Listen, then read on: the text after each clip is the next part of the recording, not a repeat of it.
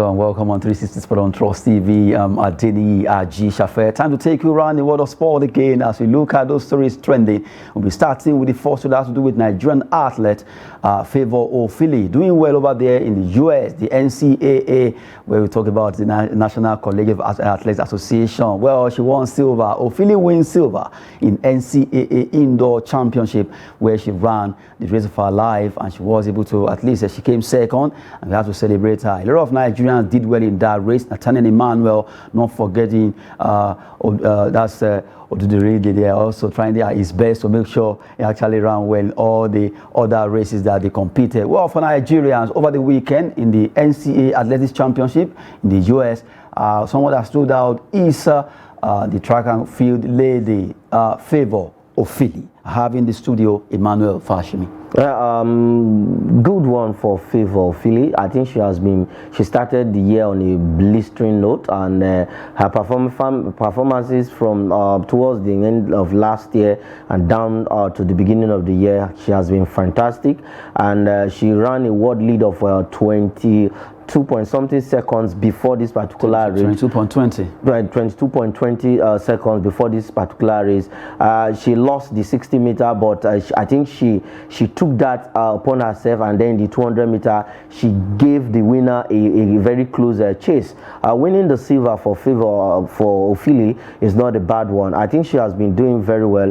I think we've seen somebody who's going to replace Blessing or Kagari on the track, and quite for other athletes who are also coming up. The likes of Rosemary Chukwuma, that lady too, outstanding performer when it comes to athletics. Yes, for Rosemary Chukwuma, I think every Nigerian athlete this season, runner, they have been doing fantastically well at the beginning of the year, even towards the ending of last year, and they have continued this year. So I'm happy. And for the men also, they are not left out. You mentioned Nathaniel, and then for Favour, she came second in his own 200-meter race. So we are happy that we have our Nigerians that are doing very well. The only problem we have right now is AFAN, our Athletics Federation of Nigeria, should make sure these guys are clean of doping. AFN, I meant maybe that's what we want to say. AFN, yes, they should make sure that our athletes are clean of doping, because we have seen what ignorance has cost one of our athletes. So they should they should keep tabs on these guys, so that we'll not have, because with the way these athletes are performing right now, I think we are going to dominate the track event in the next 2-3 years. And that would be nice, because Olympic is coming in France. It would be nice if you have all these ladies running. Not forgetting the fact that Favour Ofili has been superlative form this season when it comes to running for that's our team, and also our university, Louisiana University, what we call LSU over there in USA. And also not forgetting the fact that all that have been doing well, like of Odudiri also doing well, Nathaniel Emmanuel, Favour Ashi, all of them are trying to see how they can better their lot ahead of any international competition. Rosemary Chukwuma, we remember her for what she has been doing, not forgetting all of them that are there trying to see how they can do well before the Olympics actually start. And according to Emmanuel Fashimi, they should make sure they watch out for the drugs, the food they eat, not to be at least sanctioned right now by that's WADA, World Athlete Anti-Doping Agency there. Well, we're talking about athletics, and Favour Ofili has been in the news alongside other Nigerians in the US. Let's leave athletics, let's talk about handball, where Nigerians were really praying and hoping that our team will be able to win the tournament. That's the IHF Trophy Championship. They came third. Nigeria under 18 male handball finished third in Costa Rica. They lost narrowly against Georgia, 28-27. What a very painful loss for that team. Let me say it's a bitter and sweet one, because finishing third, fine, we tried, but not getting that ticket, that World Cup ticket, was actually a painful defeat, because I was following the updates of the game, and when I saw when we were being outplayed, we came back strong. When I saw 20, I think what was 25-26, we came back 26-26, and I said, okay, we might just win this one.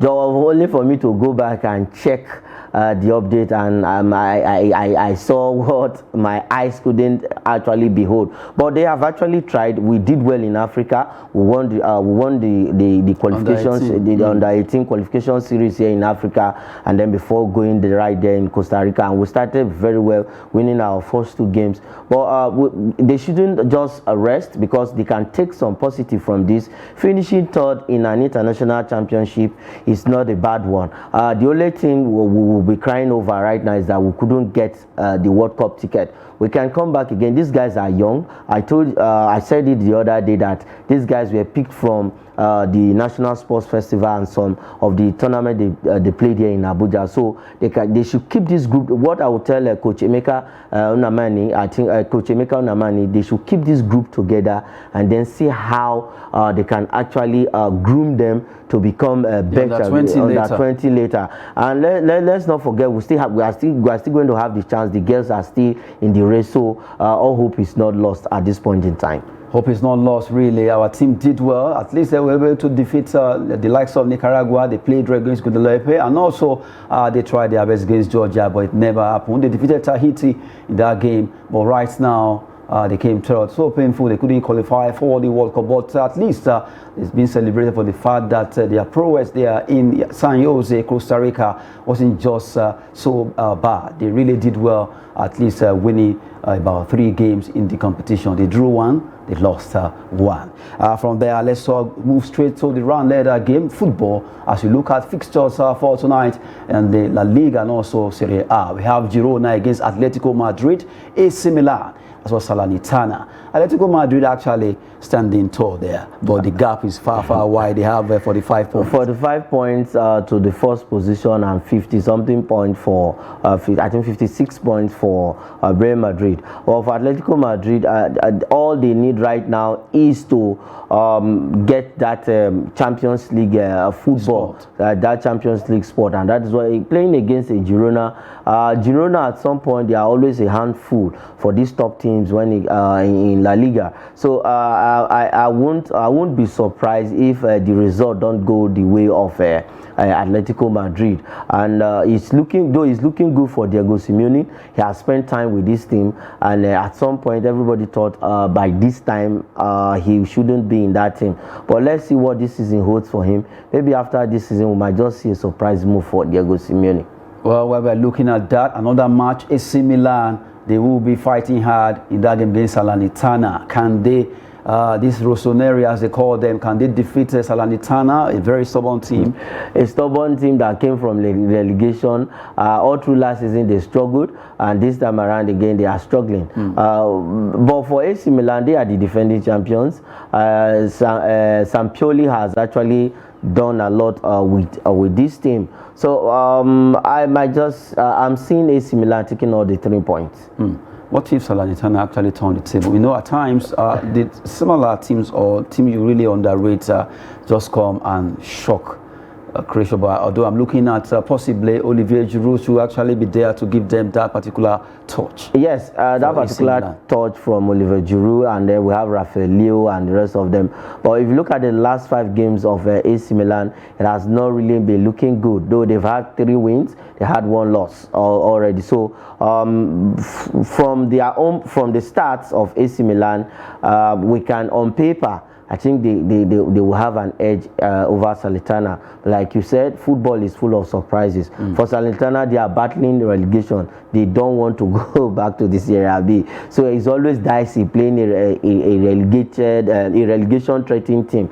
But I think AC Milan will overpower them. All 3 points for AC Milan. Well, we wait to see what's going to be happening. That just give you update concerning 2 matches that will be up for tonight in La Liga, also Italia Serie A, where AC Milan will be at this, that is San Siro against Salernitana. You have Atletico Madrid away to Girona at that particular stadium they call Estadio Montilivi.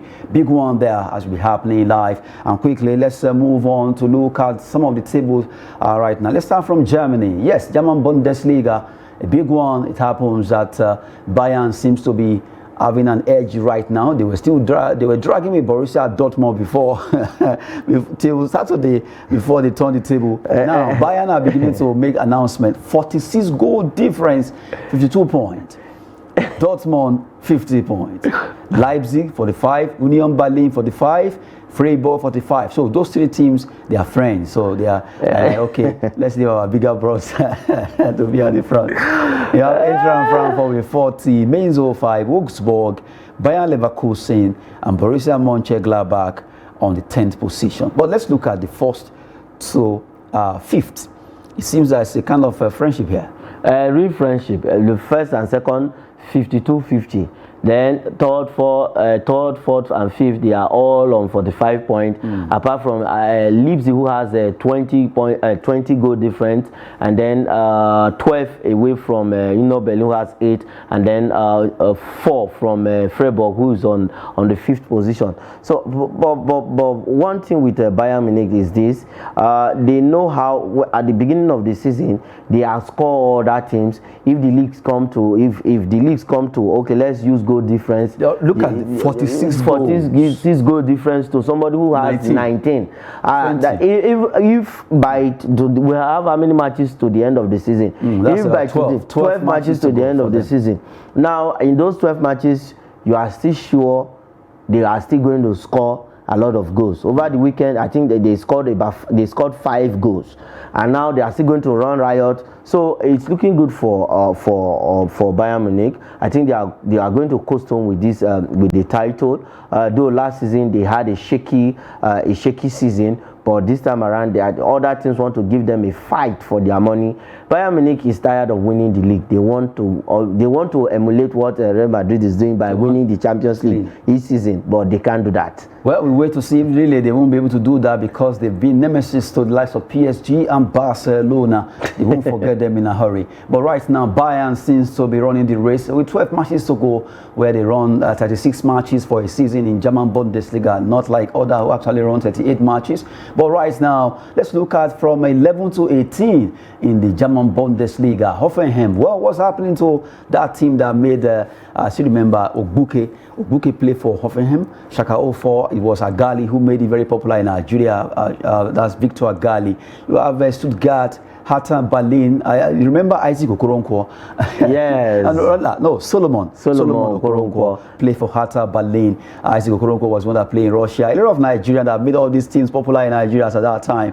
Well, from the way it is, you look at from Cologne, look at it, 27, Augsburg 27, Bochum 18, 48, 22, Hertha Berlin 21, down to Hoffenheim with 19 points. Seems, yes, for Hoffenheim, I think they've added to their points. They want to fight out of that place, and they right now they are getting quite a lot of points, because before now they were having, I think, about 12 points. Now they've added 7 points to that 12 points, making 19, and that's to show you they've won 2 matches, and then they've won 2 matches and drew 1. So it's looking good for them to see how they can fight their way out from the 12th position, that is Cologne, down to 18th position Hoffenheim.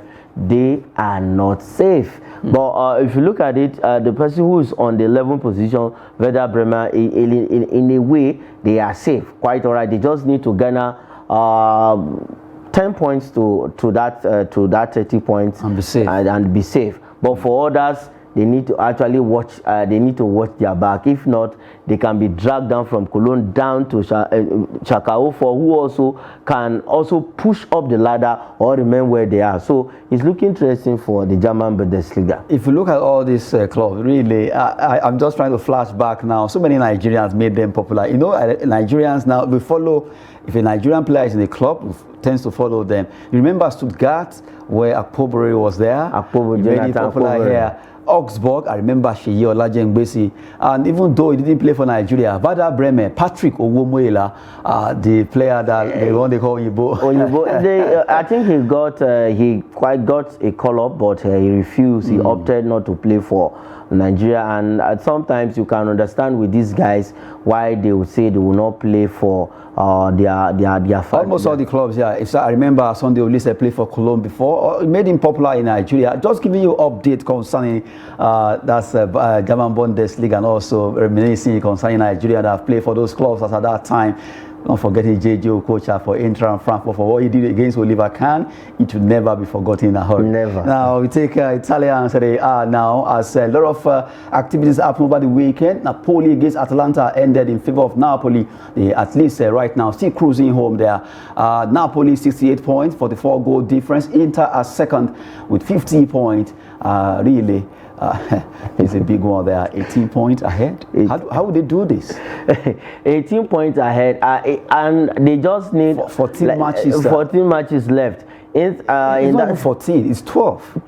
12 matches yes. to go. In those 12 matches, they just need to get that is 36 points. All they need from that 36 points, if you can get maximum 18 points, you have won the league. You've won the league. It's not left for others to be jostling for the remaining points. But it's looking good for Napoli. I don't see them losing this title, because they have suffered so much that they came close last 2 seasons ago, but they lost that woefully. At some point where they were on the table thinking they were going to win the league, they lost the first position, and before you know it, they started struggling. But this time I think they've learned a lot of lesson, and their coach has actually Spalletti has actually done a great job for Napoli, and congratulations. Let me be telling Osimhen congratulations ahead for winning the Italian Serie A. Seriously, it's a good one for Napoli. 33 years they've been running after this, but this time around it seems to be coming home to the team in the city of Naples. They call them Napoli, Forza Napoli. They are really edging home. Inter Milan are also racing behind them, 18 points ahead, but they are still not giving up. Inter Milan, I still remember a lot of Nigerians have played for that club. You look at Obafemi Martins, you look at that's his name Papilo. now. Kanu, not forgetting Unsofo, Victor. He also did. Joel Obi played for them. Taribo, the West. Lazio, you have Eugenio Nazi. AC Milan, Taribo West also. A lot of Nigerians have done. Odu Amadi, remember, for AC Milan. Well, right now, I'm happy for Roma. That's Jose Mourinho, 47 points. Even though we don't know what AC Milan will be playing today. If they win, they will add more, making it 50. They could be in third position. That's if they win.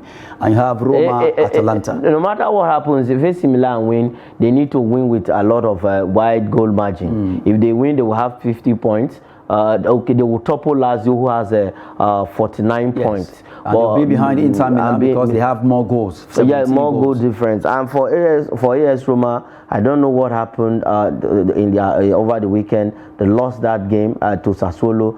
I think 3-2 it ended. And I don't really know what happened in that particular game, why they lost. But for AC Milan, I think they are going to close up shop this way. But for Atlanta might sneak into the top 4 position, because it's still very dicey anyway. It's open, and for a man who was deducted 15 points, that is Juve on the 7th position. I actually doff my hat for Juventus for the fact that after 15 points, they came from down, pick up the pieces, and they dusted themselves and move up right now, standing 7th with 38 points. And 7th, they might change that position, go close to either Atlanta or be on the 4th position where Roma is. A big one there, Italian Serie A. Let's look at the bottom of the table. Lost the way it used to be. Sampdoria, Cremonese, Verona in that order. Up to Lecce, Sassuolo, Monza in that order there. Well, a big one for AC Milan tonight. Can they add more to it? We wait for them against Salernitana. Quickly, French Ligue 1, as it happened over the weekend. Tremofi for his club. Looking at French Ligue 1 right now, as we quickly talk about that, the fact that Tremofi was able to get at least a brace in that game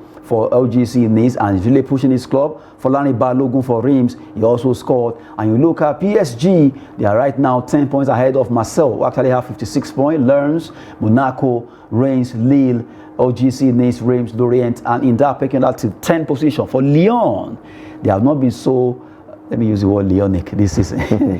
Yeah, for Lyon, they have not been so Leonic. Let me take that from you. We know Lyon has won this title. I remember that season where they won it 8 straight times on the bounce with likes of Juniho on their side. Then they have great players then, but this time around I think PSG has taken over the shine, and 10 points away from Marcel. 10 points can be gotten in 4 games. If you lose 3 games, that point has been taken away from you, and I'm happy for our own Terry Murphy, who is doing well. Balogun is doing well in Reims, and over the weekend for Terry Murphy, he scored a brace and had an assist. That's good. He started hitting the ground running. In his first 2 games, he couldn't get a goal, but right now the goal has started coming, and this is why they bought him. By next season, I think he should be out of that team. I love the fact that even the club he left, Lorient, are still standing almost the same. They have the same point with the club he actually moved to.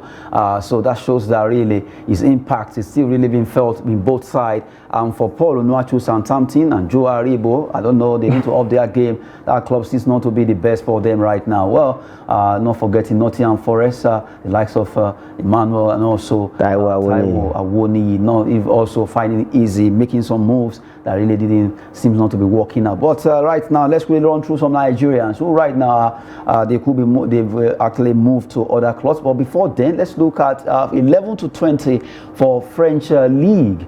You have Angers, Ajaccio. For Moses Simon's team, that's number 14. Nantes, they have 29 points, minus 7. They're standing 14th. At least there is an iota of little hope for them. Safe. They are safe in a way. Because they are 6 points ahead of Strasbourg. 6 points ahead of Strasbourg. 6 points ahead of Strasbourg, and then the other team who is occupying the 16th position. For Nantes, I don't really know what is really the problem of Nantes this season. They have been struggling. This was a team that was actually they did well last season, got the European qualification. They won the Coupe de France, and they won the French Cup. But right now they are not finding their foot easy in League One. Maybe can I say though some players left the team, should I say it's affecting them? But this is football. You know, at some point you lose form. Have you ever lose form? As a footballer, I have ever lost. Which club did you play for? I played for Fancy FC. I thought you were going to mention one. You are not even making that Fancy FC up. No. Anyway, just at least let's add some light here. Quickly, we run through some Nigerians. Right now, they've moved, or some are going to be moving. But quickly, let's talk about the lady. Her name is Deborah Abiodun, Nigerian midfielder. Deborah Abiodun joined University of Pittsburgh women's team. Good one for her, a midfielder. And right now, Deborah Abiodun has done it for herself. She was with the Falconet before she was being called up to join the Super Falcons in all the friendly they play. Deborah Abiodun, fantastic player. She played with Nasarawa Amazon. I remember Rivers Angels. Right now, she's moving to the US. Good one for Abiodun. Fantastic player for the Falconet during the Under-20 World Cup. She was one of our standing players when in that event, and I think Coach Wardrum saw the qualities in her and invited her over to the Super Falcons, where they played 2-legged friendlies against United States of America and then Canada. She actually came on, had some minutes, and showed her brilliance. So it's good that she's going to be playing her trade in America, because you know, when it comes to women football, I think America has the best formation, the best plan, the best strategies when it comes to women football in the world. So going there will help her to grow, do better and grow well in the game. Congrats to Deborah Abiodun. They are being signed off by Investor of Pittsburgh women team, and right now she'll be playing over there in the US. Coach Randy Wardrum at least scooping that particular deal for her. Good one. We hope to see her getting better every day. Now, quickly before we go, Arsenal, Liverpool, Newcastle, and Manchester United are all keen on Fulham midfielder Joao Palinha. Fantastic player, strong box-to-box player, know how to intercept balls, stop the fast plays of opposition team. I think any side he goes to, he's going to find his feet. Anywhere he goes to, he's going to find his feet. For Palinha there, a midfielder with Fulham, Arsenal, Liverpool, Newcastle, Man United running after him. And the last one had to do with the Nigerian brother, that is Victor Osimhen. PSG joins Chelsea and Manchester United in the hunt for the hot Victor Osimhen. If Osimhen will listen, he wants to play in the English Premier League. But I will advise him to hold that thought for now. Go to Real Madrid and win the Champions League. Out of PSG. PSG. What if Real Madrid is not coming?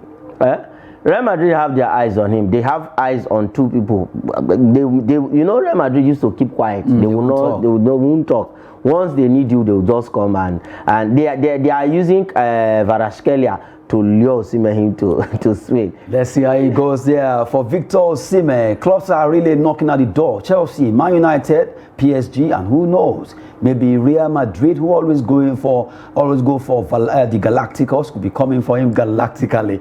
Talking about Victor Osimhen there. That will be it on 360 Sport. Emmanuel Fashimi, thank you. Thank you for having me. Adeni Aji Shafe, thanks for watching.